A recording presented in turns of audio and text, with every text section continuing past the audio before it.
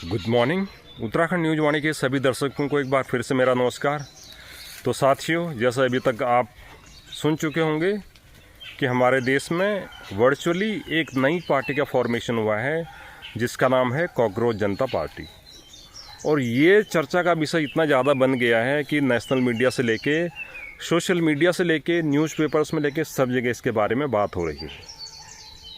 हालांकि जिस युवक ने ये पार्टी गठित करी है उनका पूर्व में आम आदमी पार्टी से भी संबंध बताया जा रहा है और वो पढ़ाई को लेके अभी अपने अमेरिका में रहते हैं, वहीं से उनने वर्चुअली इस पार्टी का फॉर्मेशन करा है। और ये चर्चा का विषय इसलिए बना है कि ये सुनने में आ रहा है, ये बताया जा रहा है कि जो उनके इंस्टाग्राम या कोई दूसरे सोशल मीडिया पर जो उनका फॉलोअर्स की संख्या है वो भारतीय जनता पार्टी के फॉलोअर्स से भी ज़्यादा हो चुकी है, इसलिए सब इस बारे में बात कर रहे हैं। अब मैं तो सोशल मीडिया पे हूँ नहीं, अपार्ट फ्रॉम यूट्यूब, तो मुझे नहीं पता, लेकिन जो मैंने भी पढ़ा है पेपर्स वगैरह में वो यही बताया जा रहा है।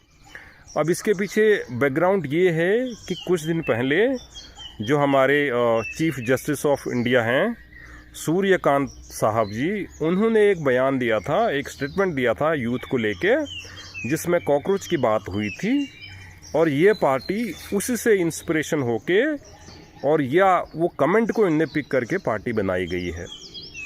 तो ये भी कहना चाहूँगा कि जो कॉकरोच है उनकी जो रिहाइश है इस दुनिया पे वो हम इंसानों से बहुत पहले की है, तो कॉकरोचों का पूरा मान सम्मान है। लेकिन अब ये पार्टी जो बनी इसमें बहुत बहस हो रही है, बेकार है, देशद्रोही है, ये है वो है, तो इसमें मैं फंसना नहीं चाहूँगा क्योंकि मुझे नहीं पता क्या सही क्या गलत है। I am no one to comments on this. लेकिन मैं इतना ज़रूर कह सकता हूँ कि जो हमारे समाज में जो एक्चुअल कॉकरोचेस हैं उनके बारे में बात करना बहुत ज़रूरी है, वो हम सबको करने चाहिए।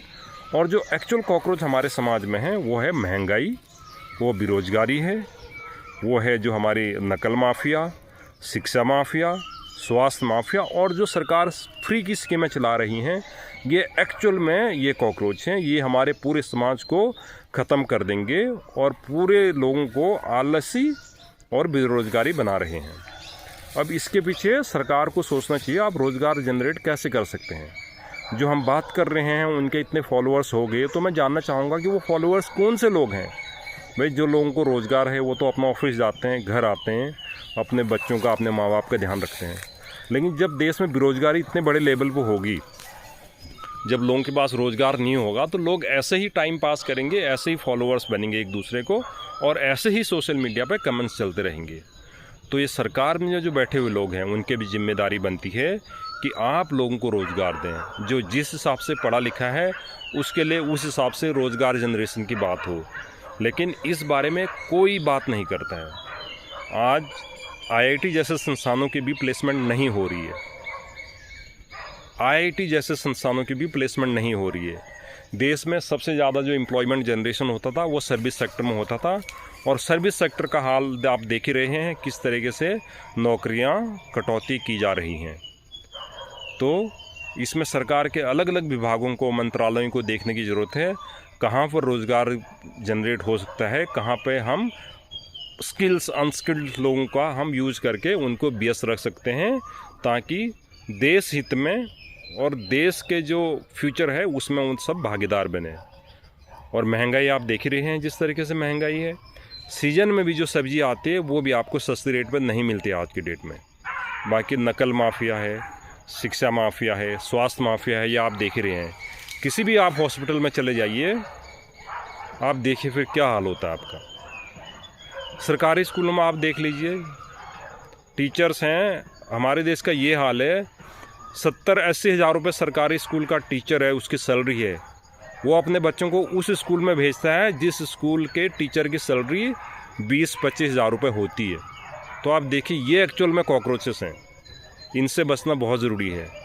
जो सरकार फ्री की स्कीमें चला रही हैं, चाहे वो राशन ही क्यों न हो, ये एक्चुअल में कॉकरोच हैं हमारी सोसाइटी के।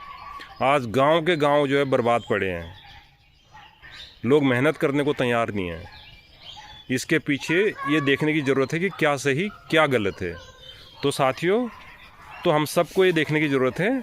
और इसके साथ ही ये बताना चाहूँगा, कॉकरोच पार्टी का जो एलिजिबिलिटी क्राइटेरिया है उसमें ये लिखा है कि अगर आप आलसी हैं, बेरोज़गार हैं, तो उनकी पार्टी ज्वाइन कीजिए। मैं तो मानता हूँ अगर आप आलसी और बेरोज़गार भी हैं, खैर आलसी तो नहीं, अगर आप बेरोज़गार भी हैं तो आप कोशिश करिए रोज़गार पाने की, और आलसी हैं तो आप मेहनत कीजिए, अपना शरीर फिट रखिए, कम से कम रोज़गार नहीं तो आपका स्वास्थ्य ठीक रहेगा। स्वास्थ्य ठीक रहेगा तो आपको जो है हेल्थ में आपका खर्चा कम आएगा। Thank you.